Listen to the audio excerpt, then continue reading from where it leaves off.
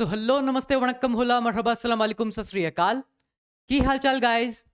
This is Shubham Gupta live with you on the platform. तो कैसे हैं आप लोग? First of all I really hope that all of you guys are doing well and you are having an amazing time at your places. I really wish you people and your family members the pink of your health.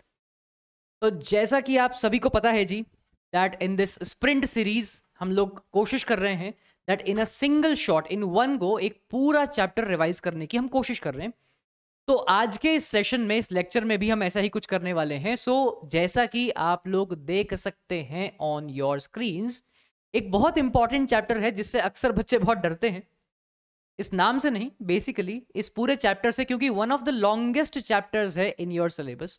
इसमें काफ़ी सारे events की बात की गई है, काफ़ी सारे किस्से कहानियां इस चैप्टर में हैं, काफ़ी सारे कैरेक्टर्स भी हैं इस चैप्टर में। सो अनडाउटेडली रिवाइज हम करेंगे, लेकिन इस चैप्टर के कुछ बहुत इंपॉर्टेंट कंसेप्ट्स पे हम ज़्यादा जोर देंगे। Will find out some grey areas जहाँ से क्वेश्चन बन जाता है एग्जाम में, और वन बाय वन हर किस्से कहानी को इस चैप्टर में हम समझने की कोशिश करेंगे और रिवाइज करते चलेंगे। Alright, so without wasting any time, let's begin with the chapter straight away coming from your history textbooks. Chapter का नाम है Nazism and the Rise of Hitler.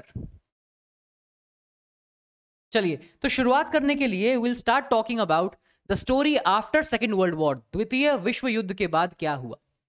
देखिए, Second World War अगर हम ऑफिशियली बात करें 1939 में ये शुरू हुआ and it lasted till 1945. 1939 से 1945 ये सेकेंड वर्ल्ड वॉर का एक टाइमलाइन है। मई 1945 जर्मनी ने सरेंडर कर दिया था। क्यों? क्योंकि जैसे ही ये खबर मिली कि इन अप्रैल 1945 Hitler with his minister gobbles और पूरा परिवार, इन्होंने बर्लिन बंकर में सुसाइड कर लिया है।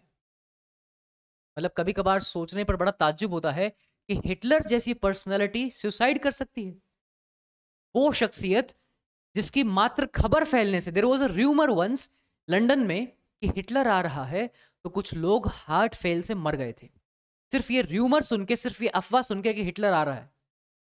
ऐसी शख्सियत सुसाइड कर सकती है, ये बड़ा ताज्जुब की बात है।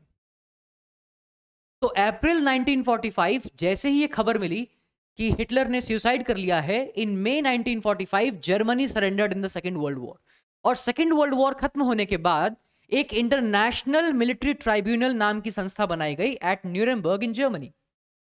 इंटरनेशनल मिलिट्री ट्राइब्यूनल, इसका काम था वॉर क्रिमिनल्स को सजा देना। वो लोग जिनकी वजह से ये माना गया कि सेकेंड वर्ल्ड वॉर हुआ है, वॉर क्रिमिनल्स। और ये मान लिया गया कि ये war criminals by default Nazis थे, the Nazi war criminals for war crimes and crimes against humanity.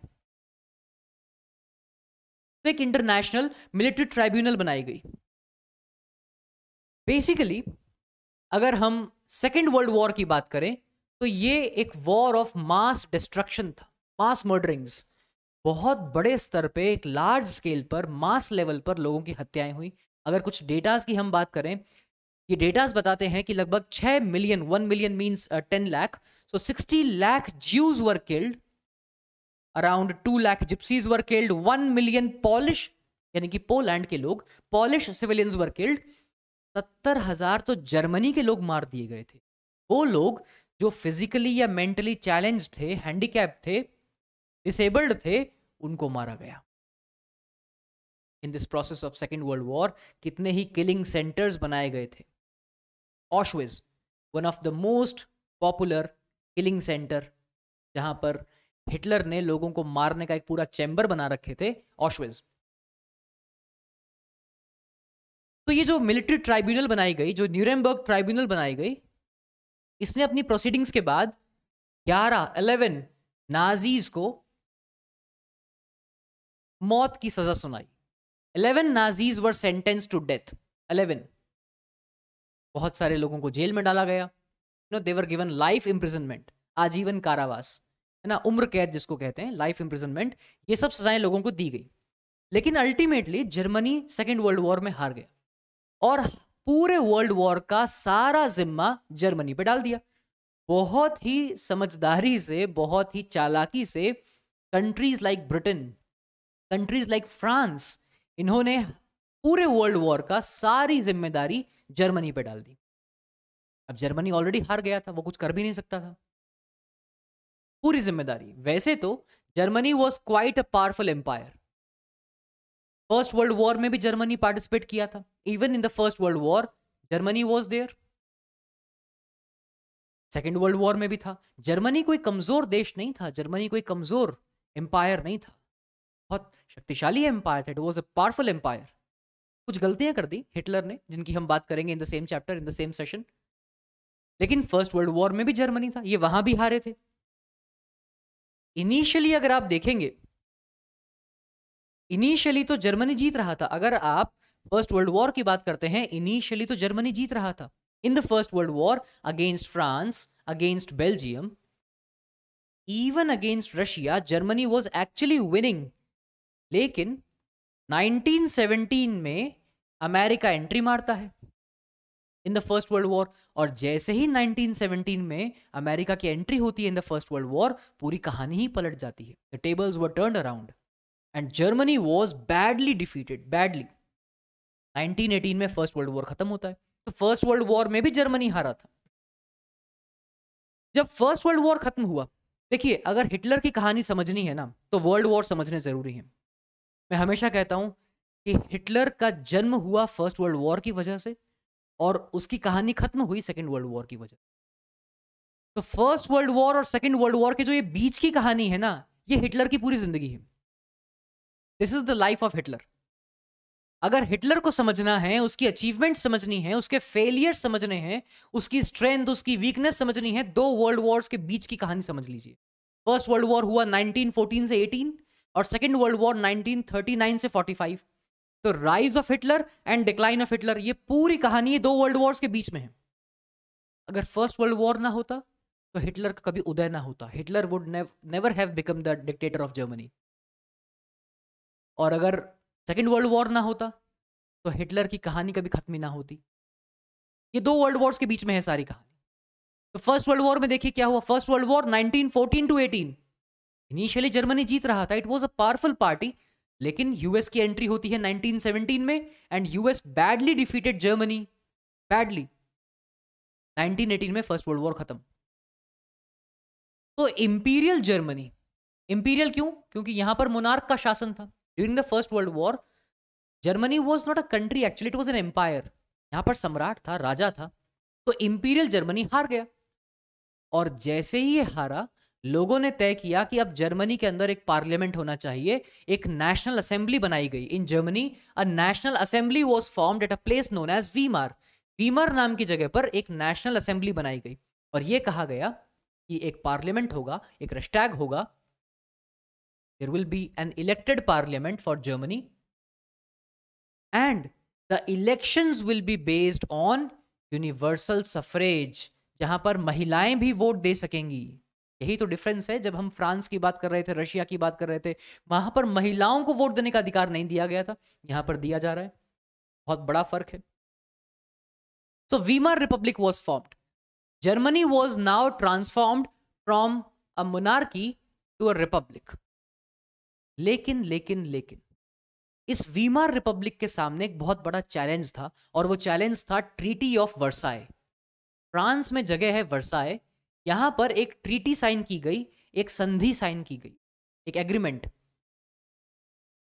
क्योंकि वर्ल्ड वॉर खत्म हो गया, तो दोनों पार्टीज के बीच में एक एग्रीमेंट साइन किया जाएगा कि वर्ल्ड वॉर तो खत्म हो गया, लेकिन हमारे बीच में एक एग्रीमेंट तो होगा ना। तो एक एग्रीमेंट साइन किया गया at a place known as Versailles in France. इस ट्रीटी का नाम था पीस ट्रीटी एट वर्साए। ये देखो, peace treaty at Versailles. Now according to this treaty, Germany को एक्चुअली में बहुत ज्यादा ह्यूमिलिएट किया गया। Germany lost its 10% of the population, all of its overseas colonies, 13% its territories, its area, 75% of iron resources, and 26% of its coal reserves. It lost to Poland, France, Denmark and Lithuania. इन सभी देशों को ये Germany से लेकर दे दिया गया according to the peace treaty of Versailles. ये ध्यान रखिएगा, according to the peace treaty of Versailles. ये देखिए,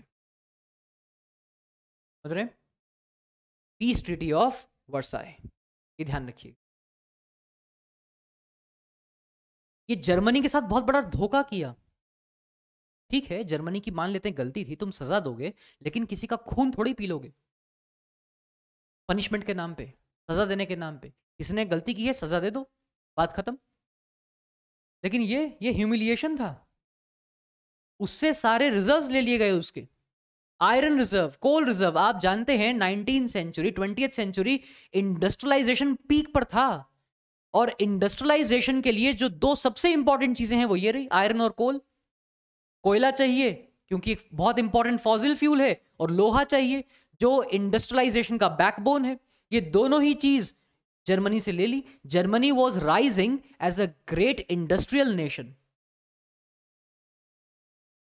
बहुत भिगो कर मारा सर, बहुत भिगो भिगो कर मारा। नॉट ओनली दिस, अभी यही नहीं, अभी और सुनिए। जर्मनी वॉज डीमिलिटरलाइज्ड, कि भैया तुम आर्मी नहीं रख सकते हो, you can not have a standing army. Army छीन ली ताकि फ्यूचर में बदला ना ले सके। देखो, समझ रहे हो।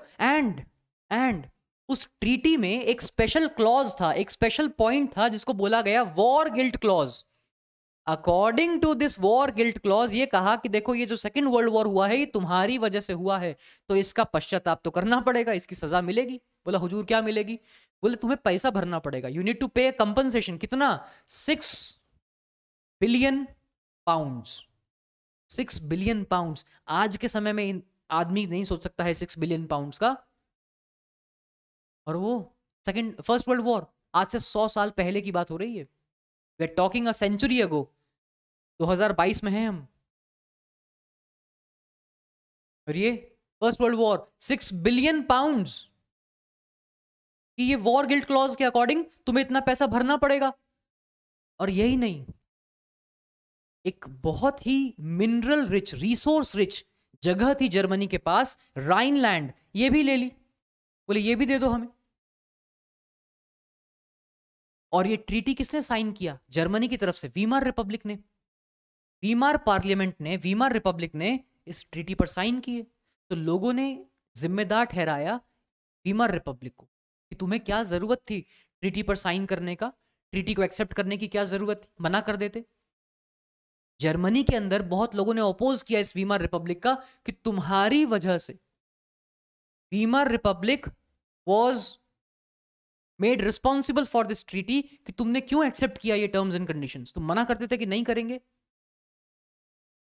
People held Weimar republic responsible for this treaty, for this harsh and humiliating treaty. ये वीमार रिपब्लिक, लोग बड़ा मजाक उड़ाते थे इनका सर, कि तुम्हारी वजह से ये हमारे ऊपर इतना बर्डन हो गया है, तुम्हारी वजह से हमें ये कंपनसेशन देना पड़ेगा, तुम्हारी वजह से। जिन लोगों ने वीमार रिपब्लिक को सपोर्ट किया उनको टारगेट किया गया, उनको मारा जाता था, मजाक उड़ाया जाता था। These people were called as November criminals. These people were mockingly called as November criminals. November criminals, November. Treaty sign की ना कि तुम नवंबर क्रिमिनल्स हो, तुम गद्दार हो, तुमने जर्मनी का नाम मिट्टी में मिला दिया ये ट्रीटी साइन करके। क्यों साइन करा ट्रीटी, क्यों एक्सेप्ट किया इसको? तो फर्स्ट वर्ल्ड वॉर, अच्छा आफ्टर फर्स्ट वर्ल्ड वॉर काफी चेंजेस भी आए। जैसे फर्स्ट वर्ल्ड वॉर के बाद सोल्जर्स को काफी ग्लोरीफाई किया, इनको हमेशा सिविलियंस के ऊपर रखा, सोल्जर्स की लाइफ को काफी ग्लोरीफाई किया गया ताकि लोग और ज्यादा मोटिवेट हों सोल्जर बनने के लिए। जो ट्रेंच लाइफ थी, एक्चुअली में सोल्जर्स की लाइफ बहुत डिफिकल्ट थी, आज भी है, उस वक्त भी थी, उस वक्त भी थी। बहुत बार सोल्जर्स को रहने के लिए कमरा नहीं, जब वॉर चल रहा है, in the war front, in the battlefield, trenches के अंदर सोल्जर्स रहते थे, बंदूक लेकर छुपे हुए रहते थे, दुश्मन आएगा तो मारेंगे। They use to live for multiple days in trenches, वहीं खा रहे हैं, वहीं एक्सक्रीट आउट कर रहे हैं वेस्ट, 5 दिन 7 दिन 10 दिन नहाए नहीं। ये उनकी जिंदगी बहुत डिफिकल्ट थी, लेकिन उनकी लाइफ को बहुत ग्लोरीफाई किया ताकि और यंग लोग मोटिवेट हों टू बिकम सोल्जर्स। तो लड़कों से कहा जाता था you need to be aggressive, you need to be strong and masculine.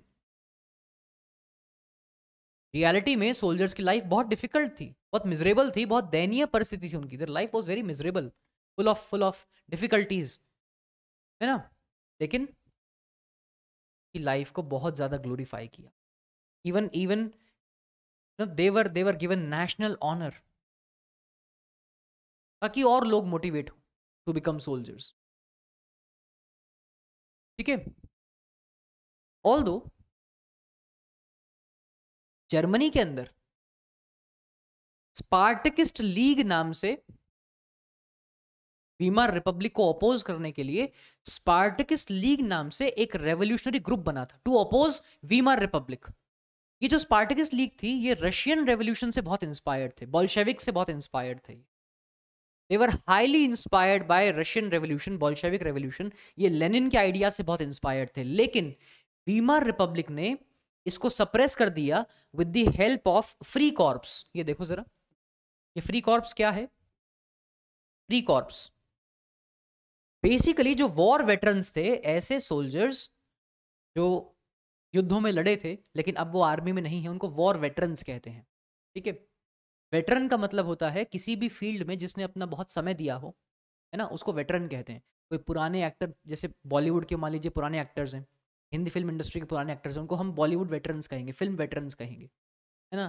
किसी ने अपनी लाइफ का बहुत बड़ा पार्ट मेडिकल में दिया हो, एज ए डॉक्टर सर्व किया हो, तो उन्हें हम मेडिकल वेटरन्स कह देते हैं। तो वेटरन का मतलब होता है जिन्होंने अपनी जिंदगी का एक बड़ा पार्ट किसी एक फील्ड में किया हो। He has contributed a large part of his life and time in a particular field, वो एक उस फील्ड का वेटरन कहलाएगा।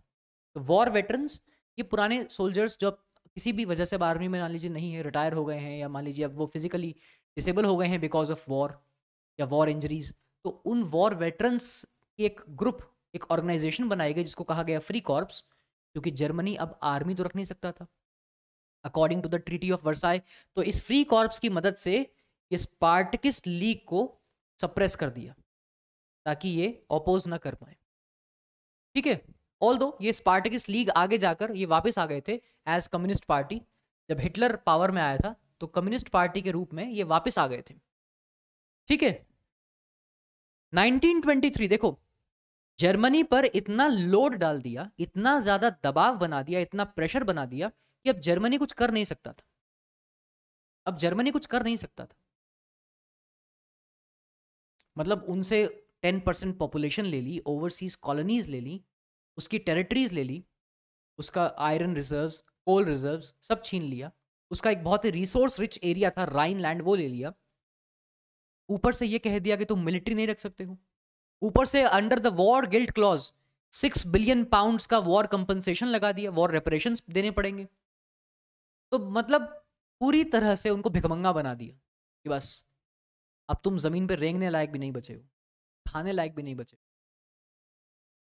तो Germany was experiencing economic hardships, economic crisis चल रहा था जर्मनी में। तो अल्टीमेटली सर जर्मनी ने 1923 में कहा कि भैया हमसे ना हो पाएगा, हम इतना ये वॉर रेपरेशंस, ये 6 बिलियन पाउंड हम कहाँ से देंगे भैया? दो ठो टाइम रोटी खाने का पैसा नहीं हमारे पास, हम 6 बिलियन पाउंड्स देंगे? जर्मनी रिफ्यूज्ड कि नहीं है, अब जो लेना है ले लो, बचा कुचा कपड़ा है ये भी ले जाओ, हमारे पास तो नहीं है इतना पैसा। तो फ्रांस ने कहा ठीक है। एक और जगह थी जर्मनी के पास, इसका नाम था रूर। ये रूर के अंदर काफी सारा कोयला था, काफी सारा कोल था, तो बोले ये भी दे दो। रूर भी ले लिया फ्रांस ने। तो जर्मनी को लगा कि यार ऐसे तो हमारा काम चलेगा नहीं, ये तो एक एक करके हमारे सारे रिजर्व्स ले रहे हैं, सारी जगह हड़प रहे हैं हमारी, कुछ ना कुछ तो करना पड़ेगा बाबू। तो Germany started printing it's currency recklessly. बोले करेंसी छापो, जितना चाहिए उतना करेंसी छापो। अब प्रॉब्लम क्या था कि जर्मनी का इकोनॉमिक्स वीक था, इन्होंने पढ़ाई नहीं की थी ढंग से, इनको पता नहीं था कि ऐसे हम नहीं छाप सकते हैं करेंसी। बहुत बार आपके मन में भी ख्याल आता होगा कि जब अपनी करेंसी हर देश छापता है तो हम ज्यादा क्यों नहीं छापते? ऐसे नहीं छाप सकते। आप अगर करेंसी बहुत ज्यादा छापेंगे तो करेंसी की वैल्यू कम हो जाएगी। If you will start printing your paper currency recklessly, the value of your currency will fall down. और यही जर्मनी के साथ हुआ। जर्मनी के जो करेंसी थी मार्क, जर्मन मार्क, उसकी वैल्यू बहुत तेजी से गिरने लगी सर, बहुत तेजी से। मतलब आपने शायद पहले भी सुना होगा कि इतना बुरा हाल हो गया कि एक ब्रेड का लोफ खरीदने के लिए, ब्रेड का एक पैकेट खरीदने के लिए अटैची भर भर के लोग पैसा लेके जाते थे। इतना बुरा हाल हो गया, समझ रहे हो? इतनी ज्यादा तो दया आ गई, अमेरिका को दया आ गई कि यार जर्मनी में हाइपर इन्फ्लेशन हो रहा है, इतनी ज्यादा महंगाई, इन्फ्लेशन नहीं हाइपर इन्फ्लेशन, मतलब महंगाई अपनी चरम सीमा पर थी। तो अमेरिका को दया आ गई कि नहीं नहीं यार, बस हम अब हम रो देंगे, तुम ज़्यादा करोगे तो कोई बात नहीं, हम तुम्हारी मदद करेंगे। Germany came out with rescue plan, जिसको कहा गया Dawes plan. Dawes plan, America ने कहा कि यार हम तुम्हें ईज आउट करने में हेल्प करेंगे, इतना फाइनेंशियल बर्डन तुम्हारे ऊपर है, इसको हम कम करने की कोशिश करेंगे। बोले क्या करोगे? बोले हमसे लोन ले लो, तुम हमसे लोन ले लो। बोले दे दो। तो जर्मनी ने काफ़ी सारा पैसा अमेरिका से लिया। बोले भैया दे दो, थोड़ा पैसा दे दो। तो बोले हमसे लोन ले लो, और उस लोन की मदद से जो तुम्हारा वॉर लोन है, जो वॉर रेपरेशन है, वो चुका दो, हमको पैसा धीरे धीरे दे देना, कोई बात नहीं। बोले ठीक है भैया। अब अमेरिका को क्या पता था कि जिस जर्मनी की हम मदद कर रहे हैं पैसा देकर, हमारे ही घर में आग लग जाएगी। अमेरिका तो चाहता था कि जर्मनी की मदद कर दें, थोड़ा पैसा वैसा दे दें जर्मनी को, लेकिन ये नहीं पता था कि खुद के ही घर में आग लग जाएगी। बॉयज एंड गर्ल्स, 1929 दुनिया का सबसे बड़ा जो स्टॉक एक्सचेंज मार्केट है, जिसको आम भाषा में आप शेयर मार्केट कहते हैं, वो अमेरिका में है। इसका नाम है wall Street exchange. It got crashed, it got crashed एक ही रात में, इन वन नाइट, एक रात में 13 मिलियन शेयर्स वर सोल्ड। अब जब 13 मिलियन शेयर्स मार्केट में कोई ठोक देगा तो मार्केट तो गिरेगा ही ना, मार्केट तो गिरेगा, समझ रहे हो? आपने अगर वो वेब सीरीज देखी हो कैम 1992, उसमें यही सब तो है। नहीं बोलता है, बोले मार्केट कैसे गिर गया, हर्षद मेहता उसके साथ वाला बोलता है ना, किसी ने बहुत सारे शेयर मार्केट में ठोक दिए हैं। बोले कहाँ से? वो बोले कलकत्ता से हुआ है। वो देखिएगा आप वेब सीरीज, उसमें यही तो दिखा रहा है। एक दिन में 13 मिलियन का मतलब होता है 1 करोड़ 30 लाख। 125 करोड़ शेयर मार्केट में ठुक जाएं तो मार्केट तो गिरेगा ना बाबू। Entire Wall Street exchange got crashed. तो दुनिया का सबसे बड़ा शेयर मार्केट ये अमेरिका का है, और यही क्रैश हो गया। तो जो अमेरिका पैसा दे रहा था जर्मनी को कि लो बाबू हमसे ले लो, तुम्हारी परिस्थितियां ठीक हो जाएंगी, अब बोल रहा पैसा वापस कर भाई, हमारे खुद के घर में आग लग गई है, हमें खुद पैसा चाहिए। तो जर्मनी खुशियां मना रहा था कि अमेरिका हमारी हेल्प कर रहा है, और जर्मनी अब रोने लगा कि भैया तुम तो हाथ बढ़ाए थे मदद का, तुम वापस खींच रहे हो। वो बोले हम क्या करें यार, हमारे खुद के घर में देखो तुम क्या हालत हो गई है। पूरा अमेरिका हिल गया था, और इसी को कहते हैं द ग्रेट इकोनॉमिक डिप्रेशन, 1929 से 1932, 1929 से 1932, इस पीरियड को कहा जाता है द ग्रेट इकोनॉमिक डिप्रेशन। बहुत बुरा हाल हुआ था, बहुत बुरा, मतलब factories were shut down, banks were shut down, पूरी दुनिया में जो एक्सपोर्ट था बहुत कम हो गया था। इंडिया में भी सबसे ज्यादा नुकसान हुआ था फार्मर्स का, क्योंकि इंडिया देखो हमेशा से एक एग्रीकल्चरल कंट्री है, एक कृषि प्रधान देश है। यहाँ की जो अर्थव्यवस्था है, इकोनॉमी है, वो एग्रीकल्चर पर डिपेंडेंट थी।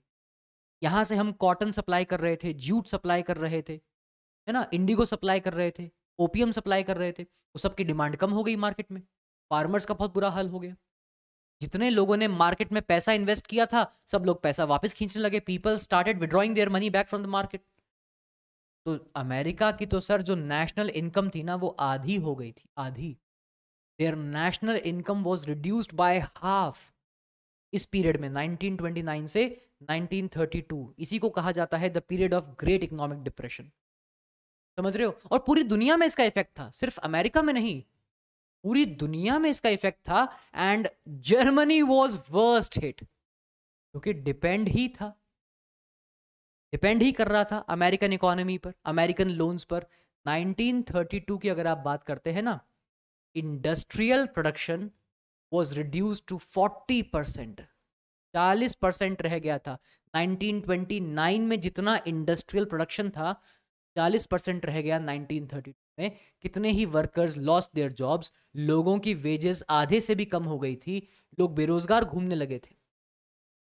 कहा जाता है कि लगभग 6 मिलियन, ये तो सरकारी आंकड़ा है, वैसे तो बहुत ज्यादा है, लेकिन लगभग 6 मिलियन मतलब 60 lakh, 60 lakh people were out of job. नौकरी नहीं थी, काम नहीं था।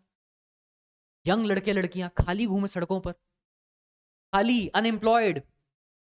जर्मनी में एक टाइम ऐसा आ गया था सर कि जर्मन यूथ सड़क पर बैठकर पत्ते खेल रहे हैं। देखो, सड़क के कोने में बैठे हैं, पत्ता खेल रहे हैं, गप्पे मार रहे हैं, चाय पी रहे हैं। ये हालात हो गए। तो बाबू तुम्हारे पास और काम मिला? नहीं, काम तो ढूंढ रहे हैं, काम तो नहीं मिला है। खड़े खड़े खैनी खा रहे हैं सड़क के कोने पर, चाय पी रहे हैं, कोई काम नहीं। इतना बुरा हाल हो गया। और यहीं से क्राइम बढ़ना शुरू हुआ। जब लोगों के पास नौकरियां नहीं होंगी, पेट तो भरना पड़ेगा ना, तो क्राइम क्यों शुरू नहीं हो जाएगा? क्राइम शुरू हो गया, समझ रहे हो? Crime got started, crime. हाँ, ये सच है, जो सैलरीड लोग थे, सैलरीड या जो पेंशनर थे, धीरे धीरे धीरे धीरे, क्योंकि करेंसी की वैल्यू खत्म हो रही थी, तो उनकी सेविंग्स जल्दी खत्म होने लगी। आपके पास 100 रुपए हैं, लेकिन वो 100 रुपए की वैल्यू कम हो रही है, तो वो ज्यादा जल्दी खर्च होगा। जो छोटे बिजनेसमैन थे, स्मॉल बिजनेसमैन थे, या जो सेल्फ एम्प्लॉयड लोग थे, उनके बिजनेस खराब हो गए थे। And people were experiencing something called as proletarianisation. Sir ये वर्ड ध्यान रखिएगा, एग्जाम में पूछ लेते हैं कि what do you mean by proletarianisation. शब्द थोड़ा बड़ा है बट आसान है। प्रोलिटेरियनाइजेशन, देखिए प्रोलिटेरियट का मतलब होता है एक मिडिल क्लास का व्यक्ति या लोअर मिडिल क्लास का व्यक्ति। प्रोलिटेरियनाइजेशन का मतलब होता है जब आप डिमोट होकर, आप अपर क्लास थे, एरिस्टोक्रेट थे, किसी वजह से आपको नुकसान हो गया, अब आप अपर क्लास से लोअर क्लास में आ गए, इसको कहेंगे प्रोलिटेरियनाइजेशन। और लोगों को यही डर था कि हमारे साथ यही होगा। They had a fear of, they developed a fear of proletarianisation. तो भैया हम बहुत अमीर थे, गरीब हो जाएंगे। एंड वही हाल एग्रीकल्चरल इकोनॉमी में हुआ।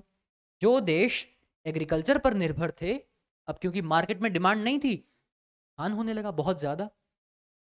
जो फसल हार्वेस्ट की थी, अब उसकी कोई डिमांड ही नहीं थी। बहुत बुरा हाल हो रहा था, बहुत बुरा। अच्छा, दूसरी बात, जो वीमार रिपब्लिक ने जर्मनी के लिए कॉन्स्टिट्यूशन बनाया था ना, इस कॉन्स्टिट्यूशन में कुछ कमियां थी, जैसे कि प्रोपोर्शनल रिप्रेजेंटेशन, आर्टिकल 48, ये कुछ बहुत इंपॉर्टेंट कमियां थी, ठीक है ना? प्रोपोर्शनल रिप्रेजेंटेशन और article 48। According to this article 48, president के पास पूरी पावर्स थी कि वो जब चाहे जर्मनी में इमरजेंसी लागू कर सकता है, आपातकाल लागू कर सकता है, और लोगों के सिविल राइट्स सस्पेंड कर सकता है। सिविल राइट्स, आपको कुछ अधिकार दिए गए हैं संविधान में, जिनको हम कहते हैं फंडामेंटल राइट्स, मौलिक अधिकार। आपको बोलने का अधिकार है, अपनी बात व्यक्त करने का अधिकार है। You have a right to freedom of speech and expression. जब चाहे इमरजेंसी लागू कर सकता है और इन राइट्स को सस्पेंड कर सकता है अंडर आर्टिकल 48। इसी आर्टिकल का मिसयूज किया था हिटलर ने, इसकी हम आगे बात करने, राइट? आर्टिकल 48। तो ultimately people lost their confidence in this Weimar republic, in this parliamentary system. लोगों ने कहा कि यार सरकार बहुत बेकार है। लोगों ने कहा अल्टीमेटली अभी भी हम भूखे ही मर रहे हैं, अभी भी हमारे पास खाने की कमी है, नौकरी की कमी है, हम बेरोजगार हैं, गरीबी है, क्राइम है, तो ये सरकार किस काम की है? क्या फर्क हुआ मोनार्की में और रिपब्लिक? देखो देखो sir, at the end of the day लोगों को कोई फर्क नहीं पड़ता है कि सरकार बीजेपी की या कांग्रेस की। At the end of the day भाई किसी को घंटा फर्क नहीं पड़ता है कि कौन बैठा है, राहुल गांधी जी बैठे हैं कि नरेंद्र मोदी जी बैठे हैं कि अरविंद केजरीवाल जी बैठे हैं। At the end of the day what matters the most is कि देश में डेवलपमेंट है कि नहीं, लोगों को एम्प्लॉयमेंट है या नहीं, नौकरियां हैं या नहीं, समझ रहे हो? इंफ्रास्ट्रक्चर डेवलपमेंट है या नहीं, महंगाई कम हो रही है, चीज़ें सस्ती हो रही हैं। इससे मतलब है एक आम आदमी को, एक आम आदमी को कोई मतलब नहीं है कि डेमोक्रेसी है या मोनार्की है या क्या है। उनको इतना पता होना चाहिए कि जो चीज़ें हमें चाहिए वो हमें सही प्राइस में और सही टाइम पे मिल रही हैं या नहीं। तो लोगों ने कहा कि पहले भी यही हाल था मोनार्की में, वीमार रिपब्लिक में तो और बुरा हाल हो गया है। तो people lost their confidence in this democratic system, parliamentary form of government. लोगों ने कहा बेकार है यार ये, इससे अच्छा तो राजतंत्र था। तो वीमार रिपब्लिक के अंदर से लोगों का विश्वास उड़ गया कि नहीं यार ये नहीं चाहिए। और यहीं से शुरुआत होती है हिटलर की कहानी की। आप दुनिया में कितने भी हीरोज की बात कर लीजिए, Napoleon, Vladimir Lenin, Adolf Hitler, सबका राइज बुरे वक्त में ही होता है। एक हीरो है ना, हीरो, वो हमेशा बुरे समय में ही ऊपर आ सकता है। जब समय बहुत अच्छा है, जब सभी लोग बहुत खुश हैं, तो उनको एक हीरो की क्या जरूरत है, एक मसीहा की क्या जरूरत है, एक सेवियर की क्या जरूरत है। एक मूवी के अंदर विदाउट अ विलन हीरो हो ही नहीं सकता है। जब तक किसी फिल्म में विलन नहीं है तब तक हीरो की जरूरत नहीं है। सब खुश हैं, सब कुछ अच्छा चल रहा है, हैप्पी डेज हैप्पी लाइफ। जब परिस्थितियां विषम हैं, ऑड टाइम्स, डिफिकल्ट टाइम्स, तब एक हीरो बाहर निकलता है। समझ रहे हो ना?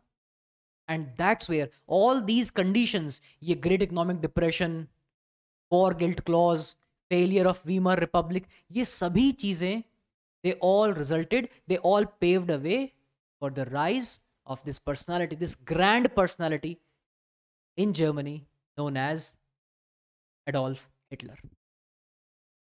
तो देखिए 1889 में हिटलर का जन्म होता है ऑस्ट्रिया में। He was born in Austria, और पूरी इसकी जवानी, इसका बचपन बहुत गरीबी में निकला।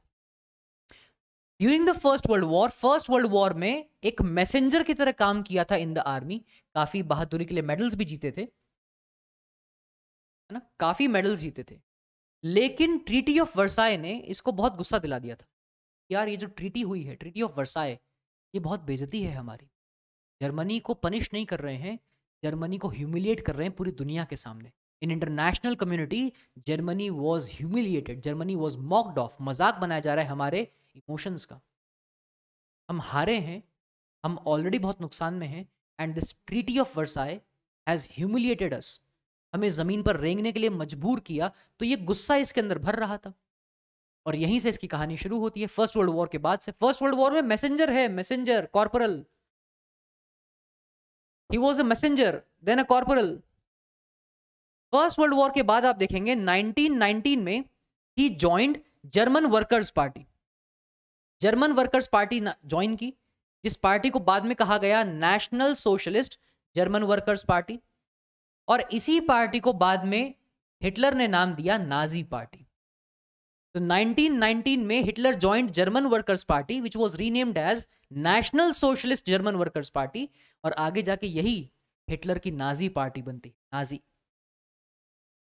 तो हुआ क्या, 1923 में Hitler tried to control Bavaria. उसने कहा कि यार अटैक करना है और बवेरिया वापस लेना है, लेकिन फेल हो गया, बुरी तरह फेल हो गया। He failed, he was failed. इसको अरेस्ट किया गया, है ना, जेल वेल में भी डाल दिया था, बाद में छोड़ दिया गया था। उस वक्त हिटलर कोई बहुत बड़ा खतरा नहीं था सरकार के लिए, ना कोई जानता था ज्यादा। लेकिन ये जो फेलियर था ना, फेलियर, बहुत लोग रोने लगते हैं एक बार उनका जेई में क्लियर ना हो, एक बार में उनका नीट क्लियर ना हो, या कोई और एग्जाम वो देना चाह रहे हैं, मार्क्स कम आ गए प्री बोर्ड में, बोर्ड में, रोने लगते हैं, सर हमारे नंबर कम आ गए, पापा डांट रहे, मम्मी डांट रही हैं। पर कम आ गए, हिटलर के भी आए थे नंबर कम। तो हिटलर भी एक बार में क्रैक नहीं कर पाया था एग्जाम। ये देखो क्या लिखा है, फेल्ड। रोने नहीं बैठा था सर।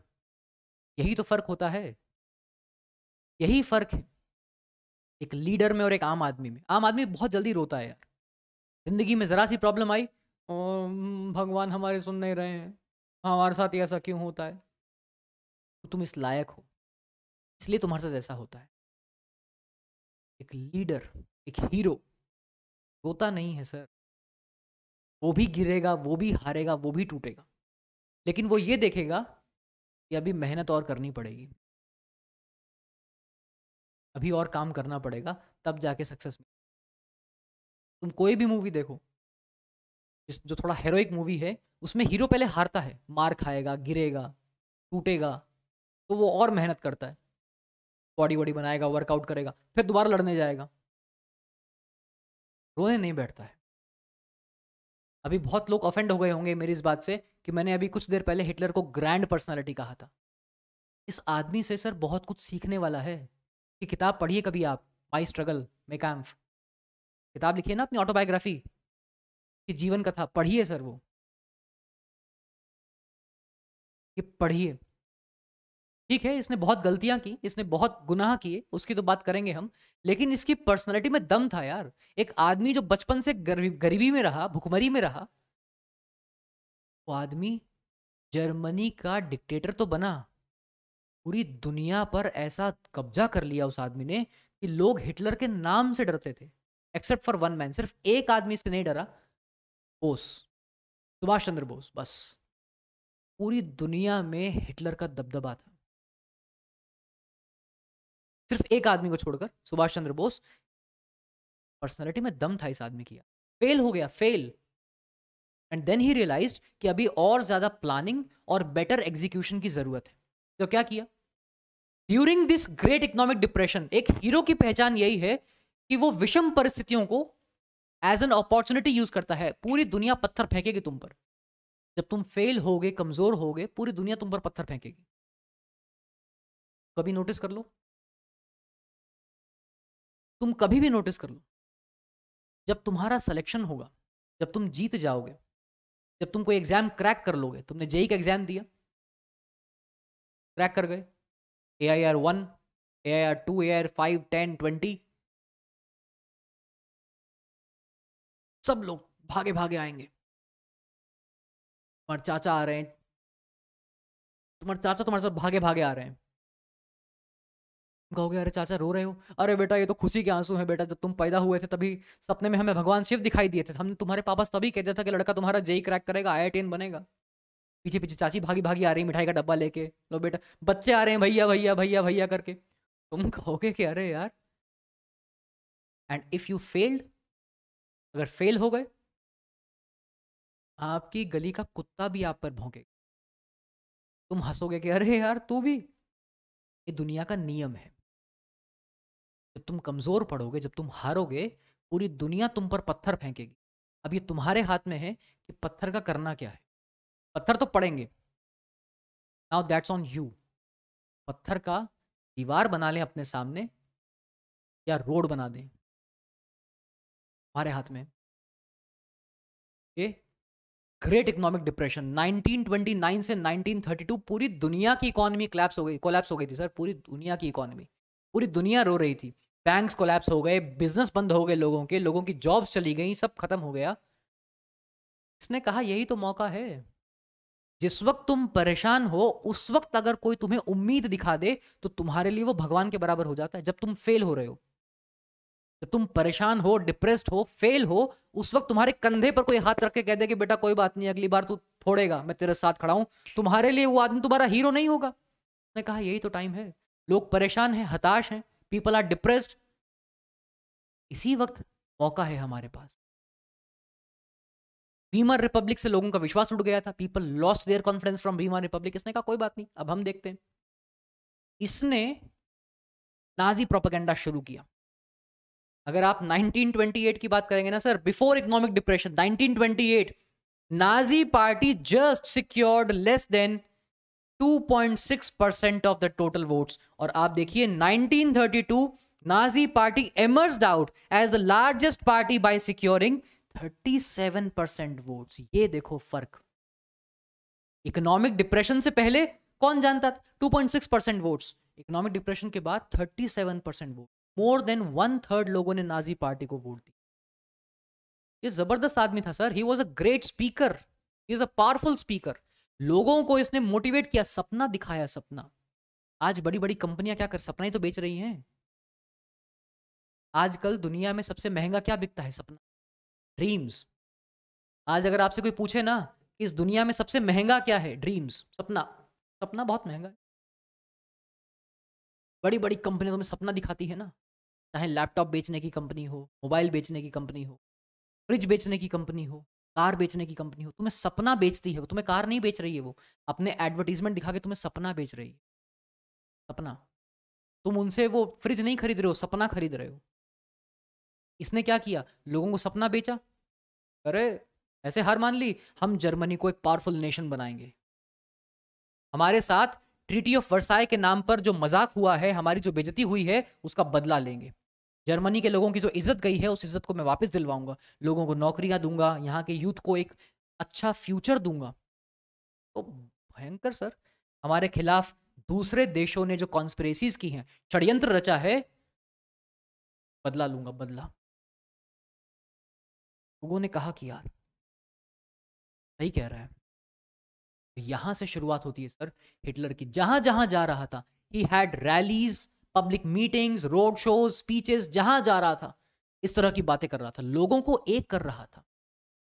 आप देखिए, आपको बहुत सारी सिमिलैरिटीज देखने के लिए मिलेंगी इस आदमी में और लेनिन में। लेनिन भी तो यही कर रहा था।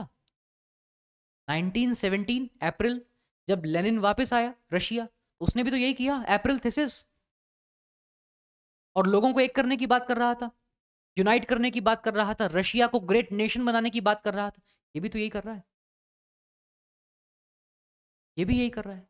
यार परेशान क्यों हो, अभी हम हैं। इसने लोगों को कन्विंस कर दिया कि Nazis Nazis are the solution for your problems, we are the answers for your prayers. तुमने अभी तक भगवान से जितनी प्रार्थनाएं की हैं, मैं उसका जवाब हूं। धीरे धीरे रेड फ्लैग्स जहां जहां जा रहे थे, रेड बैनर्स, रेड फ्लैग, और इसका सिंबल था स्वास्तिक, नाजी सल्यूट। देखा है ना वो हेल हिटलर, इस तरह से नाजी सल्यूट, हिटलर को सल्यूट करते थे ऐसे, हेल हिटलर, नाजी सल्यूट। ये सब पॉपुलर होने लगा, हिटलर खुद पॉपुलर होने लगा, और नाजी पार्टी ने हिटलर को प्रोजेक्ट किया, लोगों के सामने रखा एज अ मसीहा, as a saviour, as a hero. भैया लोगों का खोया हुआ सम्मान, the lost honour and dignity of the people, अगर कोई ला सकता है तो वो ये, अगर कोई ला सकता है तो नाजी पार्टी है। लोगों को भी भरोसा हो गया कि बात तो ठीक कह रहा है। अल्टीमेटली 30 जनवरी 19, अगर आपको याद हो, 1932 में नाजी पार्टी को कितने वोट्स मिले? 37% of the votes, majority votes Nazi party को मिले, मेजोरिटी वोट्स। 1932 में इलेक्शंस हुए, Nazi party won the elections. 30th of January 1933 Germany का जो प्रेसिडेंट था हिंडनबर्ग, उसने हिटलर को बुलाया एंड ऑफर्ड द चांसलरशिप, कि आप, चांसलर का मतलब एक तरह से प्राइम मिनिस्टर, आप जर्मनी के प्रधानमंत्री बनिए। बन गए। ऑल दो हिटलर का सपना अभी बड़ा था, हिटलर को पता था कि ये तो शुरुआत है, ये तो शुरुआत है, कहानी तो अभी आगे बढ़ेगी। और कभी कभी क्या होता है, जब आप किसी चीज़ को बहुत ज़्यादा चाहते हैं ना, बहुत दिल से, कि यार ये तो करना है, ये तो चाहिए, तो नेचर आपको सपोर्ट करती है अगर आपका इंटेंशन सही है तो। इसको पता था कि जर्मनी का ये प्राइम मिनिस्टर नहीं बनना है भाई, होल एंड सोल। नेचर ने साथ दे दिया। 30th January he became the chancellor of Germany, and in the month of February, February के महीने में जर्मन पार्लियामेंट की बिल्डिंग में एक आग लग गई। फायर, मिस्टीरियस फायर, कैसे लग गई किसी को नहीं पता, लेकिन फेब्रुवरी के महीने में आग लग गई जर्मन पार्लियामेंट की बिल्डिंग में। जैसे ही ये आग लगी, 28th February fire decree was imposed, और लोगों के सिविल राइट्स को सस्पेंड कर दिया। मैंने आपको बताया था ना आर्टिकल 48, याद आ रहा है, जिसको हिटलर ने मिसयूज किया to impose emergency, and he suspended the civil rights of the people. Civil rights, लोगों के सिविल राइट्स को सस्पेंड कर दिया। एंड अल्टीमेटली ये कहा गया कि ये जो बिल्डिंग में आग लगी है, ये हिटलर को मारने की साजिश है, ये नाजी पार्टी से बदला लेने की साजिश है, और टारगेट किया कम्युनिस्ट को, क्योंकि हिटलर ने कहा कि हमारे सबसे बड़े दुश्मन है ये कम्युनिस्ट, और इनसे बदला लेने का ये सही टाइम है। लोगों में ये कह दो कि ये आग कम्युनिस्टों ने लगाई है, क्योंकि नाजी पार्टी जीत गई है, तो हिटलर को मारने के लिए, नाजी पार्टी के मेंबर्स को मारने के लिए पार्लियामेंट में जो आग लगाई है वो कम्युनिस्टों ने लगाई है, इनसे बदला लेने का बेस्ट टाइम है। तो लोगों की सारी सिंपैथी किसके साथ हो गई? हिटलर के साथ। बताओ, इतना अच्छा नेता है और ये ऐसे काम कर रहे हैं, पार्लियामेंट में आग लगा दी, मारो इनको। It was the best time for Hitler इनसे बदला लेने का। कंसंट्रेशन कैंप्स बनाए गए, बोले निकालो इनको बाहर और भेजो कंसंट्रेशन कैंप्स के अंदर। एक छोटा सा एग्जाम्पल है डजलडॉर्फ का, लगभग 7,000 लोगों को अरेस्ट किया गया, जिसमें से 1440 लोग तो कम्युनिस्ट ही थे। को पनिश किया, जेल में डाला। हिटलर ने कहा सबसे बेस्ट टाइम है बदला लेने का। And on 3rd of March 1933 finally वो दिन आ गया जिसका हिटलर को इंतजार था। Enabling act was passed and Hitler became dictator of Germany. जितनी भी पॉलिटिकल पार्टीज थी, जितनी भी ट्रेड यूनियंस थी, वर्कर एसोसिएशंस थी, फैक्ट्री कमिटीज थी, सब पर पाबंदी लगा दी एक्सेप्ट फॉर दोज जो नाजी पार्टी के एलाइज हैं। सिर्फ और सिर्फ नाजी पार्टी के जो एलाइज हैं, उनकी फ्रेंडली पार्टीज हैं, उनको छोड़कर बाकी सब पे प्रतिबंध लगा दिया। और जर्मनी की जो मीडिया है, इकोनॉमी है, आर्मी है, जुडिशरी है, everything came under the direct control of this personality called as या नाजी पार्टी। इस आदमी का पूरे जर्मनी पर कंप्लीट कंट्रोल। कहां से शुरुआत हुई थी? फर्स्ट वर्ल्ड वॉर मैसेंजर था आर्मी के अंदर, हिंदी में कहते हैं संदेश वाहक, जो मैसेज लेकर जाता है एक जगह से दूसरी जगह, वो था ये। और जर्मनी का डिक्टेटर बन गया। स्पेशल फोर्सेस बनाई गई, special police, special surveillance teams बनाई गई पूरे जर्मनी में। अगर कोई हिटलर के अगेंस्ट या नाजी पार्टी के अगेंस्ट कोई कॉन्स्पिरेसी हो रही है, उसका ध्यान रखने के। ऑलराइट, कुछ एक्स्ट्रा कॉन्स्टिट्यूशनल पावर्स दी गई। तो भैया हमारे पास टॉर्चर चैम्बर्स हैं, अगर लगता है कि कोई हमारे अगेंस्ट है तो लोगों को ये टॉर्चर चैम्बर्स में डालो, मारो, अरेस्ट करो। लेकिन हिटलर की डिक्टेटरशिप को सब एक्सेप्ट करेंगे और करना ही पड़ेगा। यही हो रहा था। लेकिन हिटलर को यह पता था कि अगर जर्मनी का डेवलपमेंट करना है, देखो ये बात तो बिल्कुल सच है, at the end of the day Hitler चाहता तो ये था कि जर्मनी का डेवलपमेंट, वो जर्मनी के अगेंस्ट नहीं था। उसकी लॉयल्टी, उसका डेडिकेशन, उसका कमिटमेंट जर्मनी के लिए हमेशा था, हमेशा। उसने कभी भी जर्मनी का बुरा नहीं सोचा। तो हिटलर को यह पता था कि इकोनॉमिक रिकवरी की जरूरत है, इसके लिए इसने एक इकोनॉमिस्ट को हायर किया, जाल्मर या हॉल्मर, इसका सही प्रोनाउंसिएशन है हॉल्मर। हॉल्मर से इसने कहा कि देखो ऐसा है कि देश में दो तरह की प्रॉब्लम्स हैं, इंटरनली और एक्सटर्नली। एक्सटर्नल प्रॉब्लम्स को मैं संभालूंगा, इंटरनल प्रॉब्लम्स को तुम संभालो। हॉल्मर ने जर्मनी के इकोनॉमिक रिकवरी के लिए क्या किया? इसने दो चीजें बनाई। एक तो जर्मन सुपर हाईवेज, जो आज भी बहुत फेमस है बेटर ट्रांसपोर्टेशन के लिए, और दूसरा पीपल्स कार, इसका नाम रखा गया फॉक्सवैगन। ये ब्रांड आज भी बहुत फेमस है, इंडिया में भी है। इसने कहा लोगों को फुल एम्प्लॉयमेंट चाहिए और फुल फ्लेज्ड प्रोडक्शन। इसके लिए इसने दो काम किए, नंबर 1 जर्मन सुपर हाईवेज और नंबर 2 पीपल्स कार, जिसको नाम दिया फॉक्सवैगन।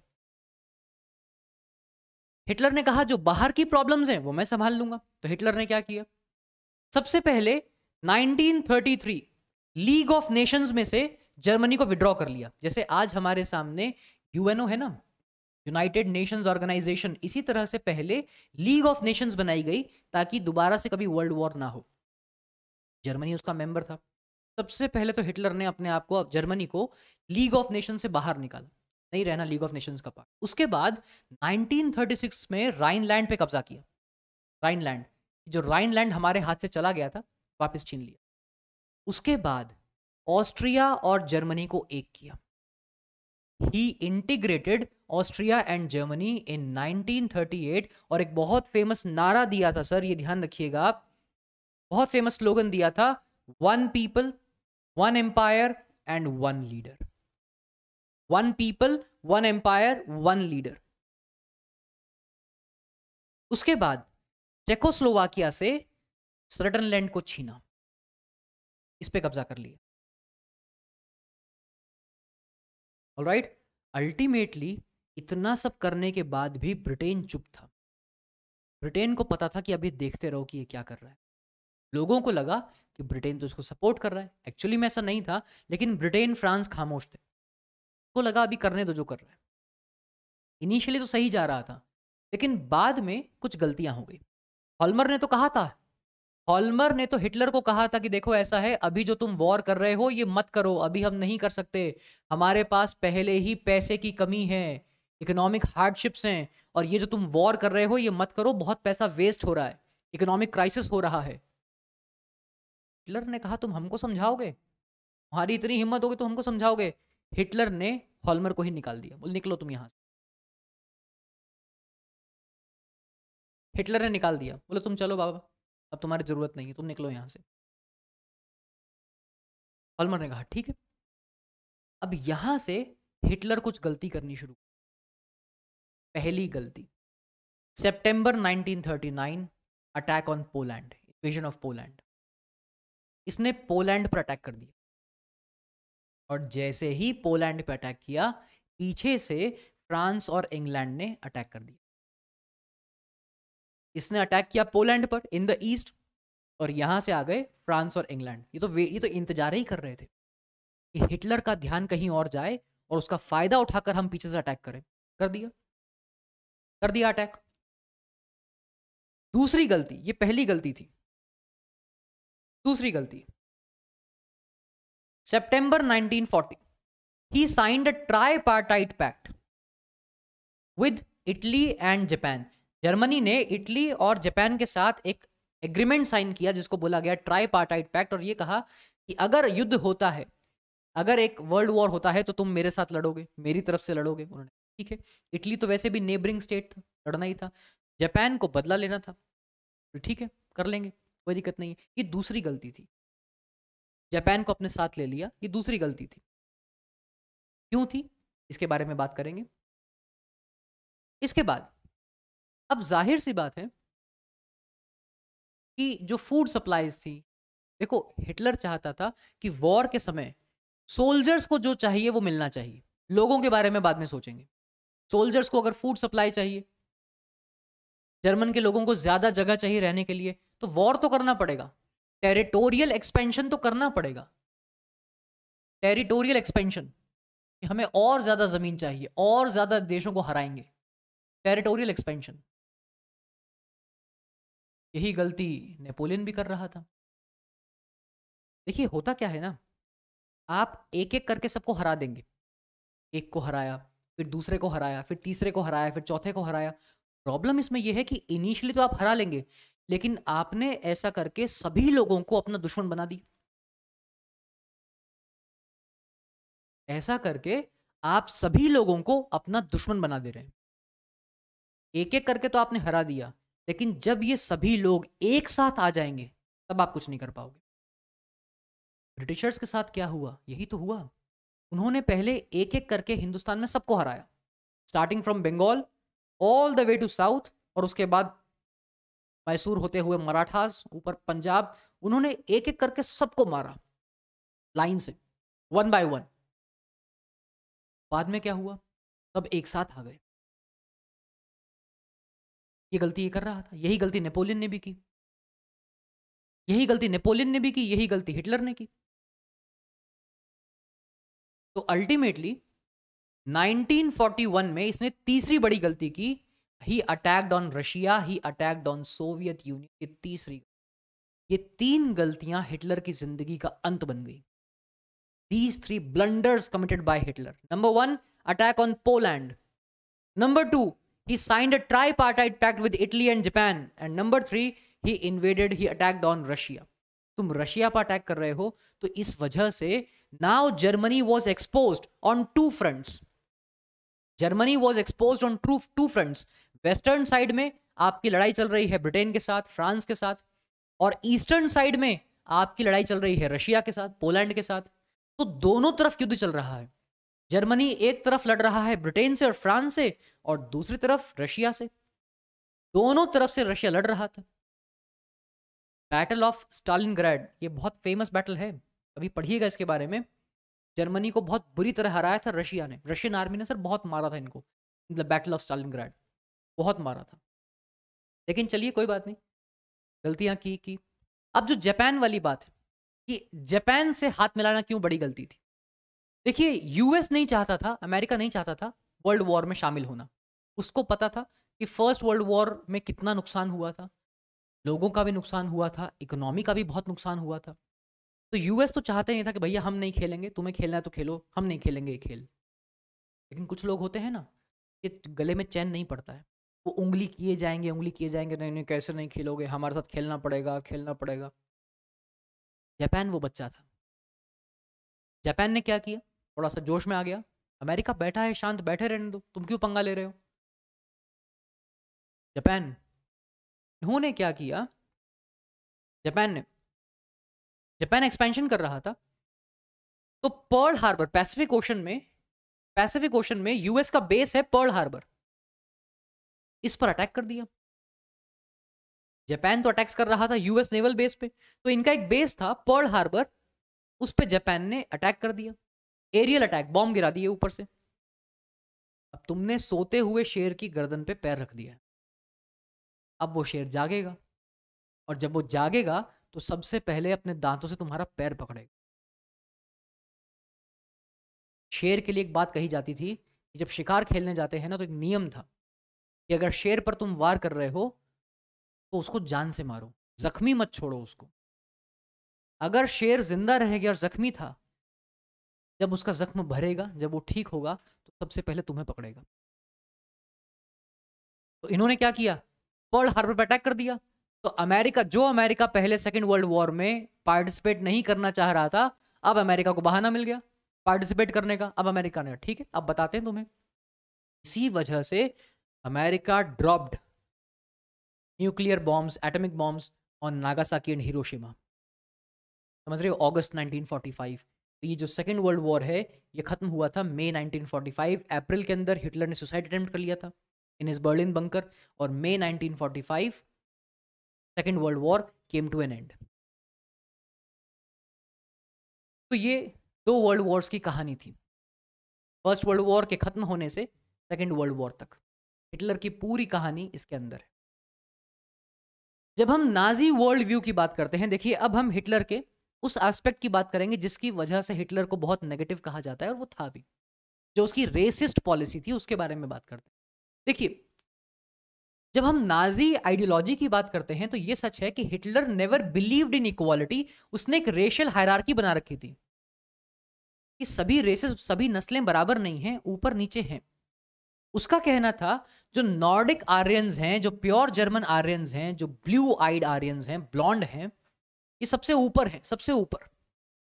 और सबसे नीचे इस हायरार्की में ज्यूज, जिनको वो अपना सबसे बड़ा दुश्मन मानता था, वो ज्यूज को मानता था। इन दोनों के बीच में बाकी रेसेस थी, कलर्ड रेसेस, उसमें ब्लैक्स भी आते हैं, ब्राउन्स, जो हम ब्राउन्स भी आते हैं, एशियंस भी आते हैं। तो वो कहता था जितनी भी रेसेस हैं, नस्लें हैं, इनमें सबसे ऊपर तो हैं Aryans, pure German Aryans, Nordic Aryans, और सबसे नीचे हैं ज्यूज, यहूदी। इसको बड़ी नफरत थी उनसे। तो इसने एक्चुअली क्या था कि ये दो लोगों की बातों से बड़ा इंस्पायर्ड था, चार्ल्स डार्विन और हर्बर्ट स्पेंसर। डार्विन ने कहा था कि समय के साथ साथ एवोल्यूशन होता है। आपने बायोलॉजी में आप पढ़ेंगे, क्लास 10th में आप पढ़ेंगे एवोल्यूशन बायोलॉजी के अंदर। तो उसने एवोल्यूशन का कॉन्सेप्ट दिया डार्विन ने कि समय के साथ साथ जो रेसेस हैं, जो नस्लें हैं, वो और बेहतर होती हैं, एवोल्यूशन होता है। इसी तरह से हर्बर्ट स्पेंसर ने एक थ्योरी दी थी, बहुत फेमस थ्योरी थी, सर्वाइवल ऑफ द फिटेस्ट, कि नेचर क्या करती है, हर कुछ समय के बाद, हर थोड़े टाइम के बाद एक नेचुरल डिजास्टर लाती है, प्राकृतिक आपदा लाती है। जो लोग नेचर में रहने के लायक हैं वो बच जाते हैं, बाकी खत्म हो जाते हैं, बाकी they are wiped out by nature itself. इसने इन थ्योरीज को थोड़ा मैनिपुलेट कर लिया और अपने ऊपर ले लिया कि मेरी जिम्मेदारी है कमजोर नस्लों को, बेकार नस्लों को, मजलूम लोगों को बाहर निकालने की, को वाइप आउट करने की। एक ऐसा वर्ल्ड ऑर्डर बनाना चाहता था हिटलर, एक ऐसी दुनिया बनाना चाहता था जिसमें सिर्फ और सिर्फ प्योरेस्ट रेसेस हैं, फाइनेस्ट रेसेस हैं। इसने कहा जो कमजोर नस्लें हैं उनको तो हटा देना चाहिए। समझ रहे हो? तो इसने क्या किया, इसने कहा जो स्ट्रॉन्गेस्ट रेसेस हैं, only those races should survive, जो वीक हैं वो खत्म हो जानी चाहिए। सिर्फ और सिर्फ आर्यन रेस को वो फाइनेस्ट मानता था, फिटेस्ट मानता था, और यही वो रेस हैं जो स्ट्रांग है, मुझे उन्हें और स्ट्रांग करना है, और यही नस्लें दुनिया पर शासन करेंगी, दुनिया पर राज करेंगी। ये इसकी अपनी थियोरी थी। अब देखो कभी कभी क्या होता है, इंसान को पता होता है कि ये मेरी गलती है, मैं गलत कर रहा हूं, उस इंसान को आप ठीक कर सकते हो, वो अपनी गलती ठीक कर सकता है। वो तो पता ही नहीं था कि मेरी ये थियोरी गलत है, ये तो मानता था कि जैसा मैं सोच रहा हूं ये बिल्कुल सही है, जैसी दुनिया वो बनाना चाहता था उसके हिसाब से तो वो सही था। तो हुआ क्या, बेसिकली उसने कॉन्सेप्ट दिया लेबेंसरॉम का। इसने कहा कि जर्मनी के लोगों को एक बड़े लिविंग स्पेस की जरूरत है, बड़े लिविंग स्पेस। तो ऐसे एरियाज जहां पर वीक रेसेस हैं, जहां पर कमजोर नस्लें हैं, उनको हटा दिया जाए और वो जगह हम एक्वायर कर लेंगे। इसीलिए इसने पोलैंड पर कब्जा करना शुरू किया कि पोलैंड की जो रेसेस हैं, जो पॉलिश रेसेस हैं, वो बेकार हैं। मुझे अपनी मदर कंट्री का एरिया बढ़ाना है अपने लोगों के लिए, आर्यंस के लिए। मुझे ज्यादा रिसोर्सेज की जरूरत है अपने देश के लोगों के लिए, अपने आर्यंस के लिए ज्यादा पावर की जरूरत है। और पोलैंड को टारगेट किया। इसने कहा पोलैंड तो मेरा एक्सपेरिमेंटेशन लैबोरेटरी होगा, जहां पर गैस चैम्बर्स बनाएंगे, कमजोर रेसेस को मारेंगे। तो बेसिकली इसके हिसाब से क्या था, इसने कहा जो आर्यंस हैं वो तो मोस्ट डिजायरेबल हैं, लेकिन जो बाकी रेसेस हैं दे आर अनडिजायरेबल। अनडिजायरेबल जो प्योर आर्यंस हैं, हेल्दी आर्यंस हैं, ये तो डिजायरेबल हैं, बाकी सभी रेसेस अनडिजायरेबल हैं। अनडिजायरेबल, उनको जिंदा रहने का कोई अधिकार नहीं है। And he started a euthanasia programme कि लोगों को मारा जाए। इवन ऐसे जर्मन्स, ऐसे लोग जो जर्मन्स थे लेकिन वो फिजिकली चैलेंज थे या मेंटली डिसेबल्ड थे, उसने कहा ऐसे लोगों को भी धरती पर बोझ नहीं बढ़ाना चाहिए, इनको भी मार दो, इनको भी मारा जाए। समझ रहे हो आइडियोलॉजी कितनी खतरनाक थी इस आदमी की। तो ज्यूज, अच्छा ज्यूज ही नहीं, ज्यूज के अलावा और भी रेसेस थी जिनको अनडिजायरेबल कहा गया, जैसे कि जिप्सीज, जैसे कि ब्लैक्स। इसने कहा जो आर्यन रेस हैं वही प्योर हैं, वही सुपीरियर रेस है, बाकी सभी रेसेस अनडिजायरेबल हैं, इन्फीरियर हैं। जो रशियंस थे, पॉलिश थे, ये सब अनडिजायरेबल थे इसके हिसाब से। इसने कहा कि इनकी जरूरत नहीं है।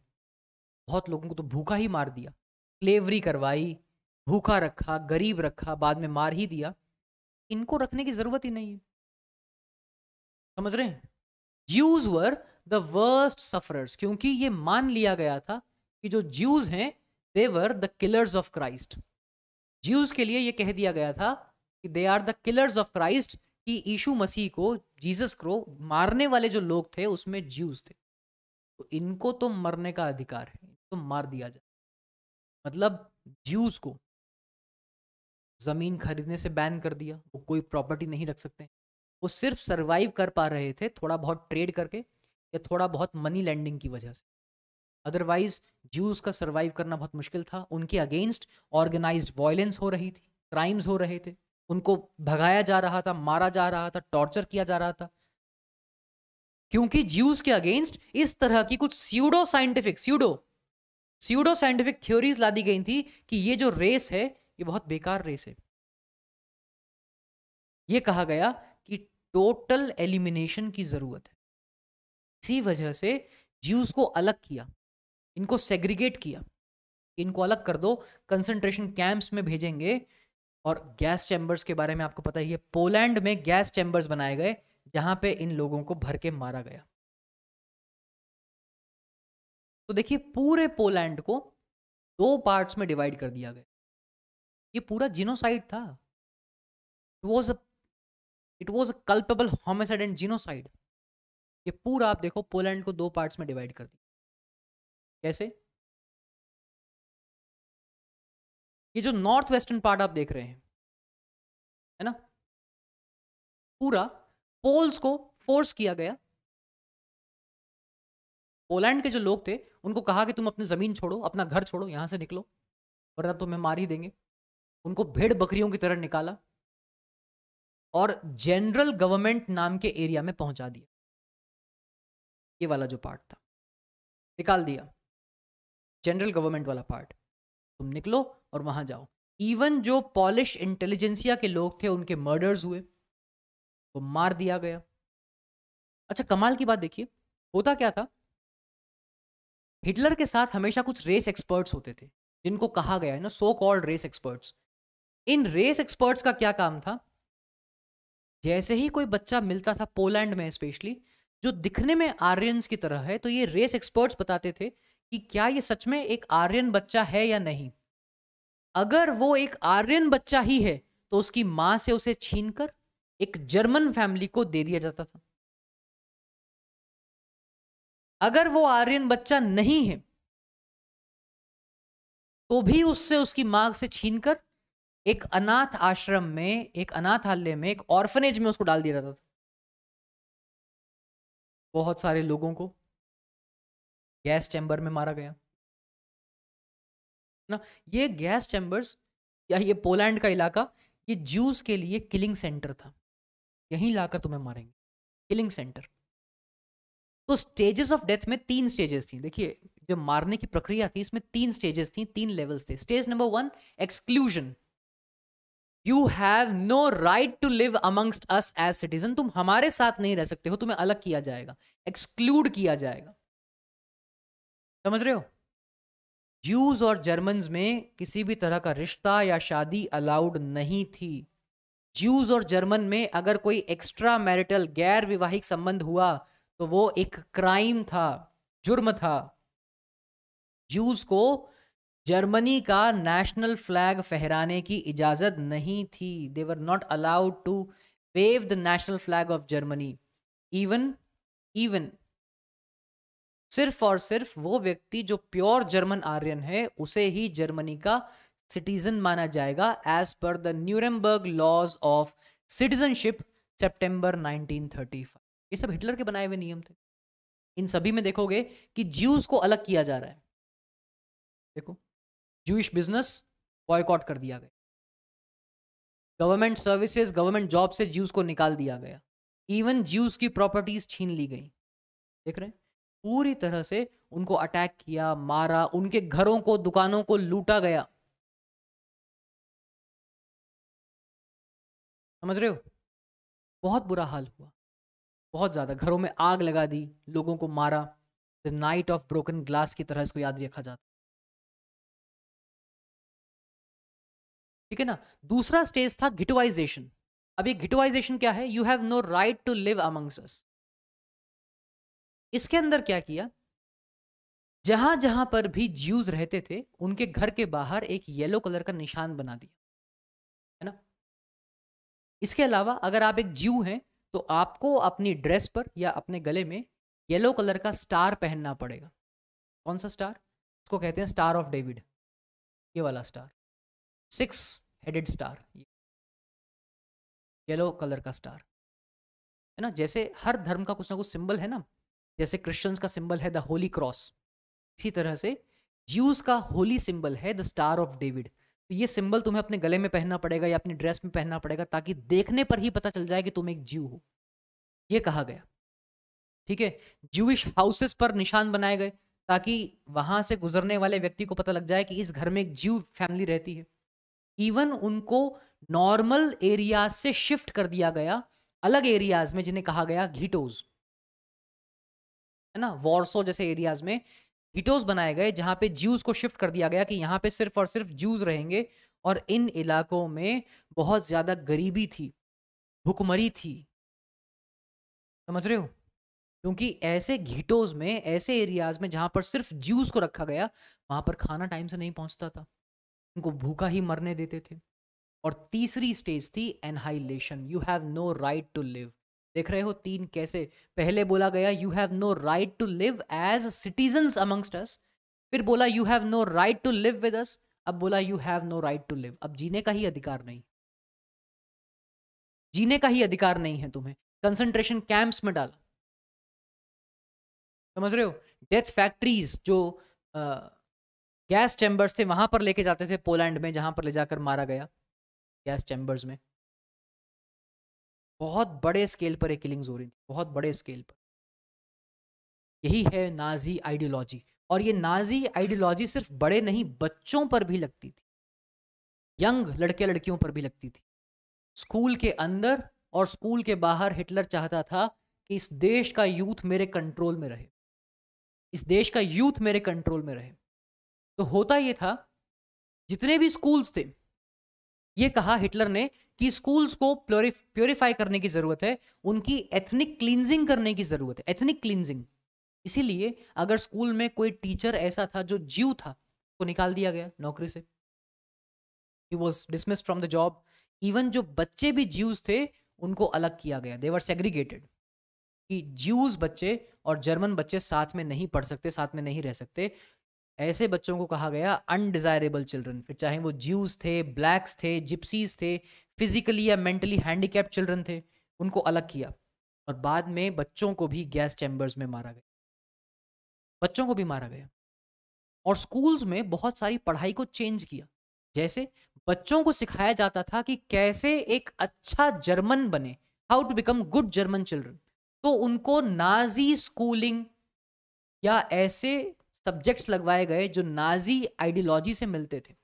जैसे कि टेक्स्ट बुक्स के अंदर रेशियल साइंस को इंट्रोड्यूस किया गया। रेशियल साइंस, बच्चों को रेसिज्म, नस्लवाद सिखा रहे थे। बच्चों के मन में ये जहर घोल रहे थे कि कौन सी रेसेस फ्रेंडली हैं और कौन सी नस्लें ऐसी हैं जो तुम्हारी दुश्मन। आज हमारे यहाँ पर नहीं देखते हैं आप लोग, छोटे से बच्चे को पूछो पाकिस्तान के बारे में, वो जहर उगलने लगेगा। अब उस बच्चे से अगर पूछा जाए कि तुम्हारा क्या बिगाड़ा है पाकिस्तान ने, आप पूछिए किसी बच्चे से कि कौन से देश से बहुत नफरत करते हो, पाकिस्तान बोलेगा। क्या बिगाड़ा है पाकिस्तान ने तुम्हारा, तो पूछो जरा पाकिस्तान ने क्या किया है, बता पाएगा। लेकिन बचपन से ये सुना है कि पाकिस्तान बेकार देश है, हमारा दुश्मन देश है। बच्चे बच्चे के मन में पाकिस्तान के खिलाफ जहर है। यही तो यहाँ पे हो रहा था, बच्चों को भर दिया गया कि ज्यूज हमारे दुश्मन है, तुम्हें ज्यूज के बच्चों से दूर रहना है, वो तुम्हारे दुश्मन है, तुम्हारे एनिमीज हैं। समझ रहे हो? Against Jews stereotypes were taught the children की भैया, है ना। अच्छा, Hitler, children were taught how to worship Hitler, Hitler को अपना भगवान मानो और ज्यूज से नफरत करो। बच्चों के अंदर वॉयलेंस, अग्रेशन, ये सब भर रहे थे। लड़कों को सिखा रहे थे how to be iron hearted, how to be masculine, strong. अरे बच्चे हैं भाई, उनको प्यार करना सिखाओ, तुम उनको लड़ना सिखा रहे हो, दुश्मनी सिखा रहे हो। ये हो रहा था। The spirit of national socialism ये बच्चों में डाल रहे थे। 10 साल का बच्चा, he had to enter an organisation जिसको कहा गया जंग वॉक।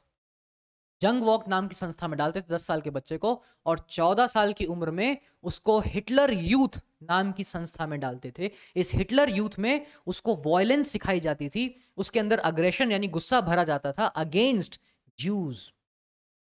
सिखाते थे कि ये ज्यूज जो है ना बेटा, ये अनडिजायरेबल हैं। क्यों हैं, क्या है, कुछ नहीं, बस तुम्हें मानना है कि ये अनडिजायरेबल है। समझ रहे हो? 18 साल की उम्र में लेबर सर्विस ज्वाइन करते थे और उसके बाद आर्म्ड फोर्सेस। जरूरी था, कंपलसरी था, मैंडेटरी था कि लड़कों को तो आर्मी में ज्वाइन करना ही करना है। तुम्हें इंजीनियर बनना हो, डॉक्टर बनना हो, कोई ज़रूरी नहीं है, आर्मी में तो आना ही पड़े। तो ये जो 19 देखिए बेसिकली क्या है कि 1922 में एक संस्था बनाई गई थी, youth league of the Nazis. इसी का नाम बदल के रखा गया हिटलर यूथ, इसी को रीनेम किया गया हिटलर यूथ। बाकी जितनी भी यूथ ऑर्गेनाइजेशंस थी उनको खत्म कर दिया, सिर्फ एक यूथ ऑर्गेनाइजेशन रखी, हिटलर यूथ, जिसमें सिखाया जा रहा था कि हिटलर को वर्शिप करना है, हिटलर को तो भगवान मानो, अपना हीरो मानो, अपना आइडल मानो। हिटलर की जिंदगी पढ़ाते थे बच्चों को कि ऐसा बनना है और बाकियों से नफरत करनी है, ज्यूज से नफरत करनी है, उनको तो अपना कट्टर दुश्मन मानना है, चाहे मार ही दो। सब सिखा रहे थे। और यही नहीं, सिर्फ बच्चे ही नहीं, जर्मनी की जो माएँ थी, जो मदर्स थी इन जर्मनी, के लिए भी एक सिस्टम बनाया गया। बेसिकली क्या है, हिटलर ने कहा, या नाजीज ऐसा मानते थे कि महिलाओं को थोड़ा सा कुछ अलग सिखाने की जरूरत है। ठीक है, महिलाएं चाहती थी कि हमें इक्वल राइट्स मिलें, जैसे अधिकार पुरुषों के पास हैं वैसे हमें भी मिले। हिटलर ने कहा कि देखो ऐसा नहीं है, अगर आप बराबर राइट्स की बात करेंगे तो हमारी सोसाइटी खराब हो जाएगी। हिटलर ने कहा कि देखो जो लड़के हैं उनको तो अग्रेसिव होने की जरूरत है, मैस्कुलिन होने की जरूरत है, वॉयलेंट होने की जरूरत है, आयरन हार्टेड होने की जरूरत है, लेकिन जो लड़कियां हैं उनको ये सिखाया जाए how to become good mothers, how to rear pure blooded Aryan children, कि आपको प्योर आर्यन रेस को ही आगे बढ़ाना है। किसी ज्यू से शादी मत कर लेना, किसी ज्यू के बच्चे को जन्म मत दे देना, अगर ऐसा करोगे तो छोड़ेंगे नहीं। You need to maintain the purity of race. Hitler ने कहा कि जर्मनी में आर्यंस की जो रेस है उसकी प्योरिटी मेंटेन करने का काम लड़कियों का है, इसलिए ज्यूस से दूर रहो। ज्यूस से शादी करने का तो सोचना ही नहीं है। अपने बच्चों को नाजी वैल्यू सिखाओ, उनको आर्यन कल्चर के हिसाब से डेवलप करो। इसने कहा, हिटलर ने। समझ रहे हो? हिटलर ने 1933 में हिटलर ने एक स्टेटमेंट दिया। हिटलर ने कहा, in my state the mother is the most important citizen. अगर एग्जाम में ये स्टेटमेंट आता है तो आपसे पूछ सकता है कि who said this? In my state mother is the most important citizen. ये स्टेटमेंट किसने दिया? हिटलर। ध्यान रखिए, ठीक है। अगर किसी महिला ने अनडिजायरेबल बच्चों को जन्म दिया, शी वॉज पनिश्ड, बहुत बुरा हाल करते थे। लेकिन अगर किसी महिला ने डिजायरेबल चिल्ड्रन यानी कि आर्यंस को जन्म दिया तो उसको बड़ा अवार्ड मिलता था। थिएटर की टिकट्स, रेलवे टिकट्स, उन सब पे कंसेशन मिलता था। इन सब पे कंसेशन मिलता था। समझ रहे हैं? और अवार्ड मिलते थे। जैसे मान लीजिए किसी महिला ने 4 आर्यन चिल्ड्रन को जन्म दिया है, 4 आर्यन बच्चों को, तो ब्रोंज मेडल मिलता था। अगर 6 आर्यन बच्चों को जन्म दिया है तो सिल्वर मेडल मिलता था। और 8 या 8 से ज्यादा प्योर आर्यन बच्चों को जन्म दिया है तो गोल्ड मेडल मिलता था। गोल्ड ऑनर क्रॉस, अवार्ड मिलते थे, award, honour crosses, bronze, silver and gold. लेकिन लेकिन अगर ऐसा नहीं हुआ है तो पनिशमेंट भी तैयार थी। अगर किसी महिला ने ज्यू के बच्चे को जन्म दे दिया, या किसी पोलैंड है ना पॉलिश बच्चे को जन्म दे दिया, या रशियन बच्चे को जन्म दे दिया, तो सजा भी बराबर मिलेगी। वो गंजा किया जाता था। Their heads were shaved. पूरे शहर में मुंह पे कालीक लगाते थे, मुंह काला करते थे, और गले में प्लेकार्ड डालते थे। उस पे लिखा होता था कि मैंने अपने देश को धोखा दिया है, मैंने अपने देश के साथ विद्रोह किया है, धोखाधड़ी की है मैंने देश के साथ, देशद्रोह किया है। पूरे शहर में घुमाते थे, सिर गंजा करके, मुंह काला करके, गले में पट्टा टांग के। पूरे शहर में लोग मारते थे, चप्पल मारते थे, कोई कुछ मार रहा है। बहुत बार तो मार ही देते थे, जेल में डाल देते थे। और सिर्फ महिला को नहीं, उसके हस्बैंड को, उसकी पूरी फैमिली को जेल में डालते थे। भैया तुमने जो किया है वो कानूनन जुर्म है, इसकी सजा मिलेगी। समझ रहे हो? और ज्यूस के अगेंस्ट कैसे प्रचार किया जा रहा था ताकि लोग जो ज्यूस से नफरत नहीं करते हैं वो भी करें। कैसे? मीडिया की हेल्प से ज्यूस के लिए। देखो, पहली बात तो कहीं पर भी किलिंग्स या मर्डर जैसे वर्ड्स को ऑफिशियली यूज नहीं किया, कभी नहीं। हिटलर ने या उसकी टीम ने, उसकी पार्टी के मेंबर्स ने कभी भी ऐसे वर्ड्स का अपने ऑफिशियल कम्युनिकेशन में यूज ही नहीं किया। किलिंग्स या मर्डर्स ऐसे वर्ड कभी यूज नहीं किए। कैसे वर्ड्स यूज किए? अगर ज्यूस की बात थी तो फाइनल सॉल्यूशन जैसे वर्ड का इस्तेमाल किया। फाइनल सॉल्यूशन, है ना? या फिर स्पेशल ट्रीटमेंट, डिसइंफेक्शन, या जो हैंडीकैप्ड लोग थे उनके लिए कहा यूथनेशिया। ऐसे वर्ड्स को यूज किया, है ना? अगर आप गैस चैम्बर्स की बात करते हैं ना, तो ये जो गैस चैम्बर्स थे ये भी दिखने में बाथरूम्स की तरह थे, जिनके अंदर शावर्स लगे हुए थे, और इन शावर्स में से गैस लीक होती। फेक शावर हेड्स थे, पानी नहीं आ रहा है उसमें से। दिखने में कोई दिखेगा तो बाथरूम है, उसमें क्या दिक्कत है? लेकिन एक्चुअली में वो गैस चैम्बर्स थे। वो पाइपलाइन बिछी हुई थी पानी के लिए नहीं, गैस के लिए। उसमें से गैस निकलती थी, पॉइजनस गैस, जिसको सूंघ कर लोग मरते थे। समझ रहे हो? इमेजेस की हेल्प से, फिल्मों की हेल्प से, स्लोगन्स, लीफलेट्स, रेडियो, इन सब की मदद से ज्यूस के अगेंस्ट बहुत प्रचार किया, उनका मजाक उड़ाया, उनको अब्यूज किया, उनके खिलाफ काफी बातें की गई। मतलब ज्यूस को, जैसे ज्यूस को उनकी बेइज्जती करने के लिए, उनके अगेंस्ट हेट्रेड, लोगों के दिलों में जहर घोलने के लिए एक बहुत फिल्म भी बनाई गई थी। उस फिल्म का नाम था द इटर्नल ज्यू। ये भी पूछ लेते हैं एग्जाम में, ध्यान रखिएगा। द इटर्नल ज्यू, एक फिल्म भी बनाई गई थी to spread hatred against Jews. एक फिल्म का नाम है द इटर्नल ज्यू। देख रहे हो? और ज्यूस को किस तरह से दर्शाया जा रहा है, किस तरह से दिखाया जा रहा है पोस्टर्स में, आप देखो। लंबी लंबी दाढ़ी रखी है, ऐसा नाक बना दिया है, ये सब देखो। समझ रहे हो? देखिए, समझ रहे हैं? तो ऐसा दिखाते थे कि लोग उनसे नफरत करें, उनके अगेंस्ट लोगों में गुस्सा पैदा हो, लोग उनको अनडिजायरेबल माने। समझ रहे हो? लेकिन जो आम लोग थे, जो ऑर्डिनरी पीपल थे, ऐसा नहीं है कि हर आदमी नफरत करता था। ये सच है कि बहुत लोग धीरे धीरे ज्यूज से नफरत करने लगे थे, उनके मनों में गुस्सा पैदा हो गया था। जहां पर भी ज्यूज रहते थे उनके घरों के अगेंस्ट मार्किंग्स हो रही थी, लोग चाह रहे थे कि ज्यूज को मार दिया जाए, लेकिन सभी लोग ऐसे नहीं थे। सभी लोग ऐसे नहीं थे।